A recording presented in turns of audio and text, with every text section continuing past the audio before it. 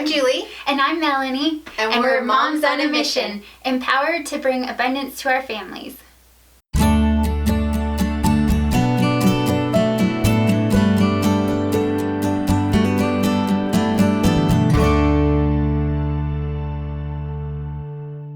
Last week on Braid Girls.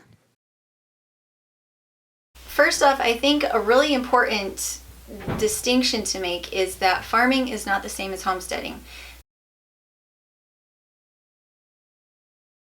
There are ways to actually farm and make money without buying land. Go for it. The reason I love permaculture is because it puts the correct mentality in your mind.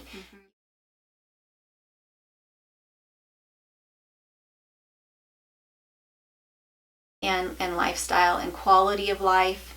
Well, for so many years, I kept going back and forth. We were fairly poor. I don't know. We didn't have a lot of money, and I kept thinking, oh, I should be out working. But then I would do the numbers. I could go to work, and I could average like $1 an hour by the time I pay daycare, and somebody else would be raising my kids. Yeah. So instead, I looked for ways that I could save money, and I can save way more money than I could ever make. It's true. And so, you know, like our food storage and all of that kind of stuff that comes along with the homesteading lifestyle was just a natural progression. So after the first couple of years, when you've managed to zero out, what do you do then to help cover the expenses? And is there a way for it to start making money? Or should that even be a goal? Zeroing out for me on the homestead is what it's all about. Because it's about my lifestyle, and if I start worrying about actually making an income off the farm, then it stops being about lifestyle and it starts being about the bottom line. And I want to be able to focus in on my family when I'm home and on feeding my family really, really well. Yeah. And when I start to focus on selling it to other people, I start to think, oh, that was a $5 gallon of milk. I shouldn't let my kids drink it. I have friends that actually raise goats and milk their goats, and they sell their milk. And then they go to the grocery store and buy cheaper milk to feed to their kids. Oh, that's heartbreaking. And I don't, for the amount you have, so you have the cost of hay, which around here is about $200 a ton.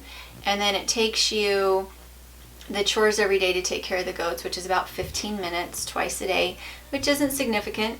But then you have breeding fees. And then if you have a vet bill, you have that. And so to me, I would rather keep fewer animals. I only keep as many animals as I actually need to feed my family.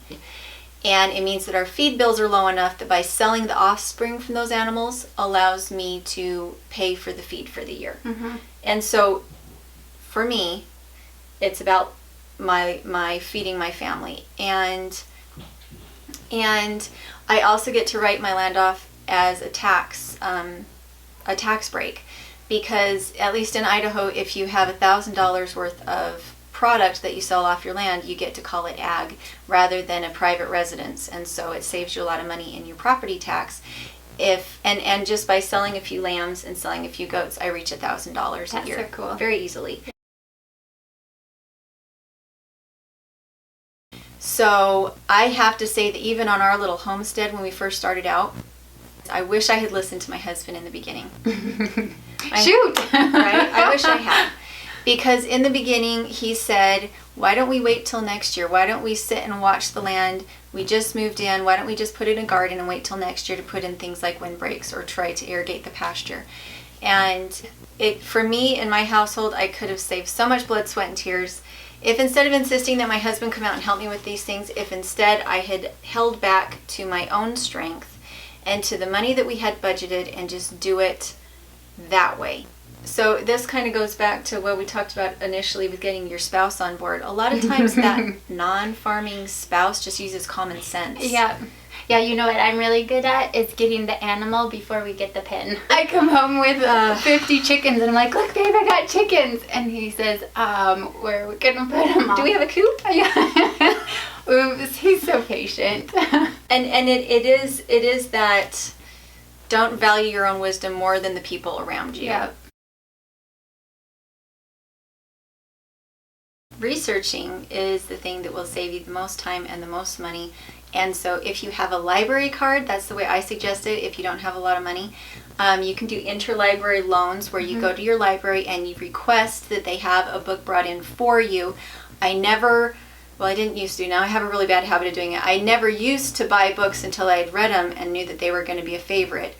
Yeah, but for people like me with ADD, who don't remember to take the books back until you've paid the library for them and you don't get to keep them, Amazon is a lifesaver. I do love Amazon. It is my Go check out the used addiction. section. Yeah. This is one of my favorite books. Hang on. It's called You Can Farm, and it's by Joel Salatin, and it amazes me how he just thinks outside the box. And instead of saying, well, this is how you farm, this is the way it goes, and you go and you do it this and this and this way, he really teaches you to think outside the box and to look at your area and how you can do it.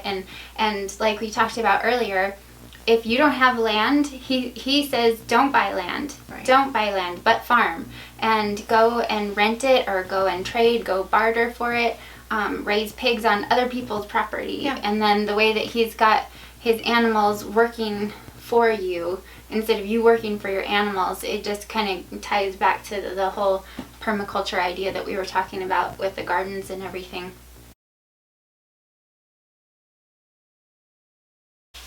So thanks for coming and watching this video with us. We are really hoping you're enjoying Braid Girls. If you have any other questions you'd like to ask, make sure and leave them in the comments below.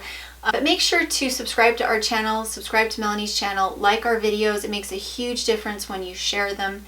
Yes. And put them on Pinterest. Put them on Pinterest. Oh, and Julie is doing a new collaboration on my channel. Oh, that's right. So on Sunday, come over and check out my channel so Yeah. you can see her pretty face. Okay, we'll talk to you later. Bye. Right? Yep. Good thing we don't have space bubbles or anything. You have to warm up to that darn camera. My favorite oil.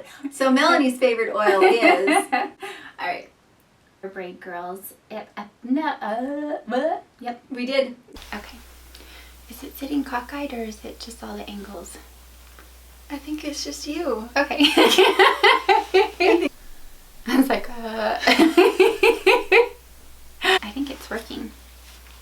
The I'm just oil? gonna keep Are you feeling more awake? Yeah, I'm feeling a little more clear-headed. There you go. Bright and perky.